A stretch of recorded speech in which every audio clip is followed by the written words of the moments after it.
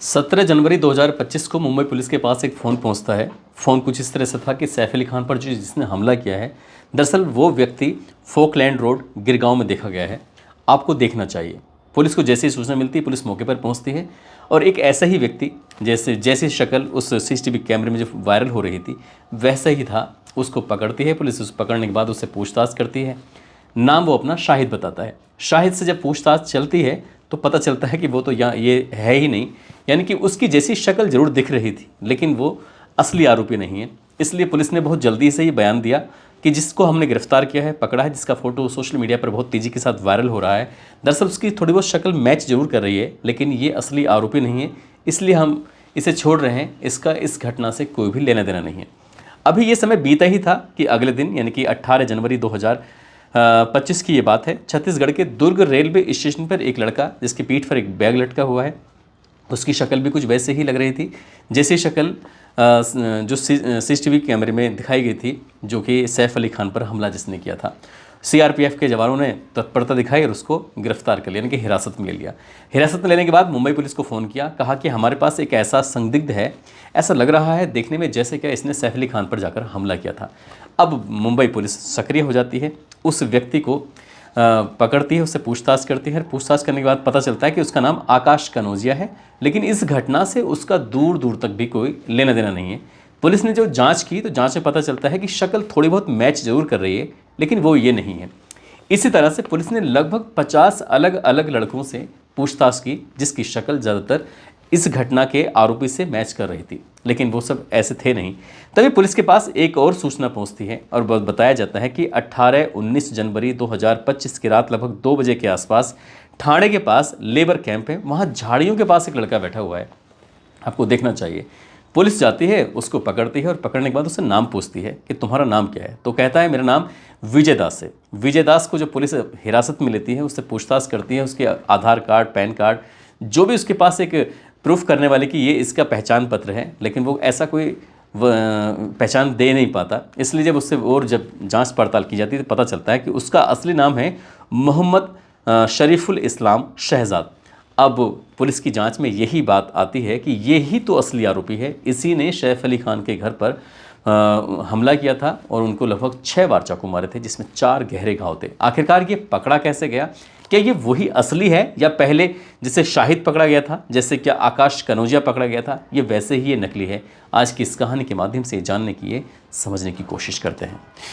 आदाब, नमस्कार, सत श्री अकाल। मैं उस्मान सैफी। आज की जो सच्ची घटना मैं आपको सुनाने जा रहा हूँ, ये सच्ची घटना है महाराष्ट्र प्रदेश की राजधानी मुंबई का जो बांद्रा इलाका है उसी का ही एक जगह लगती है, सतगुरु शरण अपार्टमेंट। दरअसल उसके 12वें माले पर 16 जनवरी 2025 की रात लगभग 2 बजे के आसपास का वाक़या रहा होगा। सैफ अली खान के घर पर एक अनजान शख्स एंट्री करता है और पहले तो उसके बच्चे के पास जाने की कोशिश कर रहा था। जब उसकी मेड ने रोका तो रोकने के बाद उसने हमलावर हो जाता है और वो एक चाकू मारता है जो मेड को लगता है। शोर शराबा, चीख पुकार सुनने के बाद पास में ही सैफ अली खान अपनी पत्नी यानी कि करीना खान के साथ भी मौजूद थे। वो दोनों जब दौड़ के मौके पर पहुंचते हैं, इसके बाद वो हमलावर जो होता है तुरंत ऐसा हमला करता है कि सैफ अली खान को अपनी चपेट में ले लेता है और एक के बाद एक 6 बार चाकू मारता है।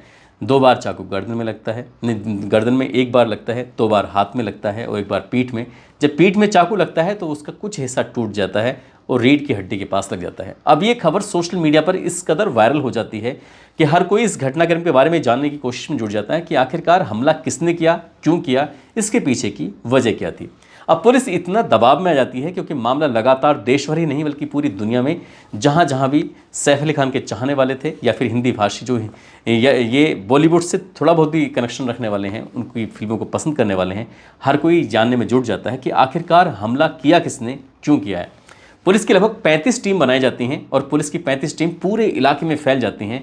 ये ढूंढने के लिए हर एक छत पे छोटी से छोटी चीज़ को देखा जाता है, परखा जाता है कि आखिरकार क्या हुआ, कैसे हुआ। पुलिस ने, क्योंकि जितने भी हाईटेक सिटियाँ होती हैं, हाईटेक सिटी के अंदर जो कैमरे लगे होते हैं, उस कैमरे की मदद से आदमी का चेहरा भी डिटेक्ट कर लिया जाता है। साथ ही अगर किसी वाहन से वो घूम रहा है तो उसके वाहन भी डिटेक्ट कर लिया जाता है। और ऐसे ही एक बाइक ऐसी मददगार साबित होगी, पुलिस ने कभी सोचा नहीं था। पुलिस ने उस घर की जो अपार्टमेंट है उसके जो सीसीटीवी कैमरे लगे हुए थे उन सीसीटीवी कैमरे को खंगालना शुरू किया है तो एक कैमरा ऐसा पाया गया जिसमें 1:36 के आसपास 33 मिनट के आसपास एक व्यक्ति जो 12वें फ्लोर की तरफ जा रहा था, और साथ ही जब वापस लौट कर आता है लगभग 55 मिनट का अंतराल होता है जब वो ये हमला करके आता है, तो उसका चेहरा जाते हुए तो आता नहीं है, लेकिन जब वापस वो आ रहा है लगभग 55 मिनट के बाद, तो उसका चेहरे पर कोई भी कपड़ा नहीं था, लेकिन जाते हुए वो नकाबपोश की भूमिका में था। अब यहाँ चेहरा दिख रहा है, उसके चेहरे को डिटेक्ट करना शुरू किया उन कैमरों की मदद से, सीसीटीवी कैमरों की मदद से, जो कि शहर के अलग अलग हिस्सों में लगे हुए थे। पुलिस की एक टीम यहाँ भी लगी हुई थी और पुलिस ने जब ढूंढना पड़ताल करना शुरू किया है तो आखिरकार पुलिस को कुछ सफलता मिलती है।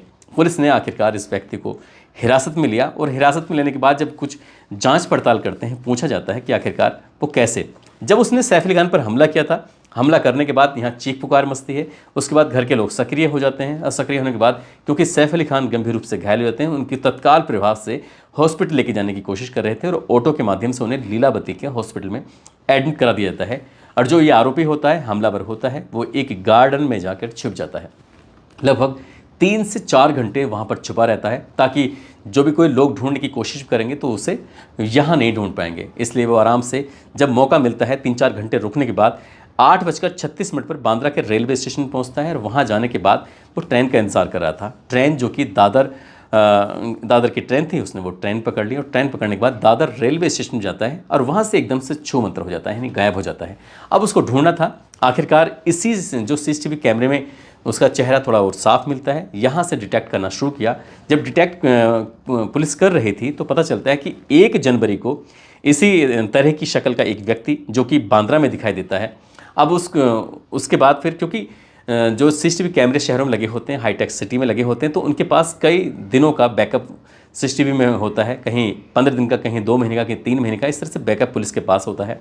अब पुलिस ने ये देखने की कोशिश की कि आखिरकार इस शक्ल का व्यक्ति कहाँ कहाँ घूम रहा है, तो पता चलता है कि 9 जनवरी 2025 को अंधेरी में बाइक पर दो व्यक्ति होते हैं, बाइक पर 2 साथी होते हैं, वो घूम रहे थे, उसको पुलिस डिटेक्ट कर लेती है। अब डिटेक्ट करने के बाद वो कहाँ जा रहा है कहाँ नहीं, तो जैसे ही वो पहले रास्ता पूछता है, वैसे ही बैग उसकी पीठ पर लटका हुआ है और वो आराम से निकल जाता है। लेकिन जा जरूर रहा था, बाइक का नंबर सीसीटीवी कैमरे में कैद हो जाता है। और जब बाइक का नंबर सीसीटीवी कैमरे में कैद हो जाता है तो ये पता करने की कोशिश की जा रही थी कि आखिरकार ये बाइक है किसके नाम। तो पता चलता है कि ठाणे के लेबर कैंप में रहने वाले एक शख्स की ये बाइक होती है। पुलिस अब अपनी टीम अपना जाल बनाती है, जाल बिछाती है और सीधा इसके ठाणे के लेबर कैंप में पहुंच जाती है। पुलिस जैसे वहाँ पहुँचती है, फ़ोटो दिखाया जाता है, पूछा जाता है कि क्या इस शक्ल का कोई व्यक्ति यहाँ रहता है। दरअसल वहाँ पर हाउसकीपर जो घर में जैसे महिलाएं मिलकर काम करती हैं वैसे पुरुष भी काम करते हैं, तो ये व्यक्ति घरों में काम करता था। और आखिरकार पुलिस ने जब इसको पकड़ने की कोशिश की तो पता चला कि ये 18-19 जनवरी 2025 की रात लगभग 2 बजे के आसपास का वाक़या रहा होगा। ठाणे के ही एक लेबर कैंप की झाड़ियों के पास ही छिपा हुआ था। पुलिस ने इसको गिरफ्तार किया। गिरफ्तार करने के बाद इससे पूछताछ की, इसकी जो शक्ल का मिलान किया, मैच किया, तो ये बिल्कुल मैच करने लगता है। आखिरकार पुलिस ने इससे पूछा कि तुम्हारा नाम क्या है, तो उसने अपना नाम बताया है विजय दास। विजय दास मेरा नाम है। लेकिन पुलिस ने कहा कि तुम्हारे पास कोई आधार कार्ड, कोई पैन कार्ड, कोई पहचान पत्र, कुछ भी जो हो उसे दिखाओ ताकि ये साबित हो सके कि आखिरकार तुम विजय दास हो। जब वो कुछ नहीं दिखा पाता है, इसके जो साथ के लोग होते हैं उनसे जब पूछताछ की जाती है तो बताते हैं कि जी इसका नाम तो कुछ और है, यानी कि इसका नाम है मोहम्मद शरीफुल इस्लाम शहजाद। अब उससे पूछा जाता है कि तुम्हारे पास आधार कार्ड या पैन कार्ड, कोई भी ऐसी दस्तावेज जिससे कि ये पहचान हो सके। वो कोई दस्तावेज दे नहीं पाता, इसलिए इससे जब पूछताछ करते हैं, बातचीत करते हैं तो पता चलता है कि 6-7 महीने पहले ये आया है, बांग्लादेशी है। लेकिन बांग्लादेशी है ये है या नहीं है, ऐसा भी कोई दस्तावेज नहीं पाया जाता। अब वो पुलिस इसको कोर्ट में पेश करती है। कोर्ट में पेश करने के बाद कहती है कि ये वही व्यक्ति है जिसने क्या सैफ अली खान के घर पर 12वें माले पर पहुंचता है। लगभग आधा पौन घंटे से ज़्यादा ये उसमें आधे पौन घंटे लगभग 15 मिनट के आसपास ये बाथरूम के अंदर छिप जाता है। जब मेड आती है तो मेड आने के बाद ये वहाँ पर छुपा हुआ रहता है। और ये जब बेटे की तरफ जाने की कोशिश कर रहा था, जो जे है था, लेकिन मेड ने उस बच्चे की हिफाजत के लिए आगे बढ़ती है। तब ये कुछ डिमांड करता है। यहाँ पर हाथापाई की नौबत आती है। मेड चीखती है, चिल्लाती है। चिल्ला के बाद सैफ अली खान आते हैं और मेड को, अपने बच्चों को बचाने की कोशिश कर रहे थे। इसी बीच में ये हमलावर हो जाता है और उसने एक के बाद एक लगभग 6 बार चाकू मारे थे। ये वही व्यक्ति है। पुलिस ने जब अपनी सफाई पेश की, अब पुलिस ने उसको जब कोर्ट में पेश किया तो अदालत ने उसको 5 दिन की रिमांड पर भेज दिया, ये ताकि पुलिस सबूत इकट्ठा कर सके। इसने जो भी इसके पास बैग था, इसके पास जो कपड़े थे, उस दिन जो भी इसने पहना था, एक गमछा था, जो भी इसके पास सामान थे, आखिरकार बाकी चीज़ें पुलिस इससे बरामद कर सके, ढूंढ सके क्या ये वाकई वही व्यक्ति है या नहीं है। इस बात को लेकर जो इसके आरोपी के जो वकील थे वो भी खड़े हो जाते हैं। आरोपी का एक वकील होता है जिसका नाम दिनेश प्रजापति होता है। दिनेश प्रजापति कहते हैं कि इसके पास से कुछ भी ऐसा बरामद नहीं हुआ है जिससे ये साबित हो सके कि ये वही व्यक्ति है। पुलिस कह रही है कि इसके बांग्लादेशी होने का प्रतीत होता है।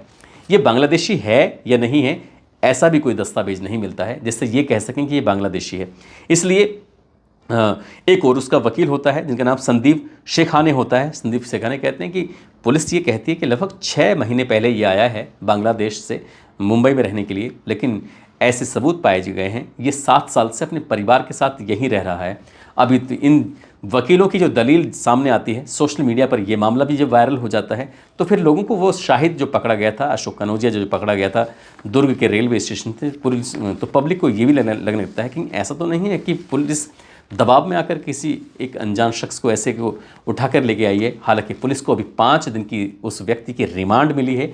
रिमांड मिलने के बाद अगर उसने वाकई वो जो सब चीज़ें हैं, जो चाकू है, टूटा हुआ हिस्सा है, साथ ही जो उसके हाथ में डंडा था वो है, और इसने क्यों ये हमला किया, क्यों नहीं किया, जब इससे हालांकि पूछा जाता है, पुलिस की या सोशल मीडिया की रिपोर्ट में दावा भी किया जा रहा है, जब इससे पूछा जाता है कि तुम यहाँ क्यों आए, तो इसने ये भी बताया कि वो चोरी करने के इरादे से आया था। उसको नहीं पता था कि वो जिस घर में जा रहा है दरअसल वो बॉलीवुड के एक्टर सैफ अली खान का घर है। बस 3 औरतें एकदम आती हैं, शोर मचता है, एक व्यक्ति उनके बचाव में आता है, उसको नहीं पता था, वो हमलावर हो जाता है। ये कहानी तो वो हैं जो सोशल मीडिया पर तैर रही हैं, घूम रही हैं, और पुलिस ये दावा भी कर रही है कि जो आरोपी पकड़ा गया है यही असली आरोपी है। लेकिन एक मीडिया के पत्रकार ने जब सवाल पूछा कि क्या ये असली आरोपी है, तो पुलिस के एक बड़े ऑफिसर ने प्रेस कॉन्फ्रेंस में कहा कि अभी जांच चल रही है, जांच के बाद ही स्पष्ट हो सकेगा। दोस्तों, अभी जांच चल रही है, हम भी इस बारे में कुछ नहीं कह सकते। हो सकता है कि यही हो सकता है कि पुलिस अभी जो इस लगभग 35 टीमें लगी हुई हैं असली आरोपी तक पकड़ने के लिए, क्या ये असली है नकली है, हम कुछ नहीं कह सकते। लेकिन पुलिस अभी ठोस रूप में कह भी नहीं रही है। इस घटनाक्रम को सुनाने का उद्देश्य भी किसी को परेशान करना नहीं है, किसी का दिल दुखाना नहीं है, बल्कि आपको जागरूक करना है, आपको सचेत करना है। और जाते जाते आप लोग, आज किसी का नाम नहीं ले पाए क्योंकि हमारे पास आज लिस्ट नहीं है, आप सब लोग अपना ख्याल रखें, सुरक्षित रहें। जय हिंद, जय भारत।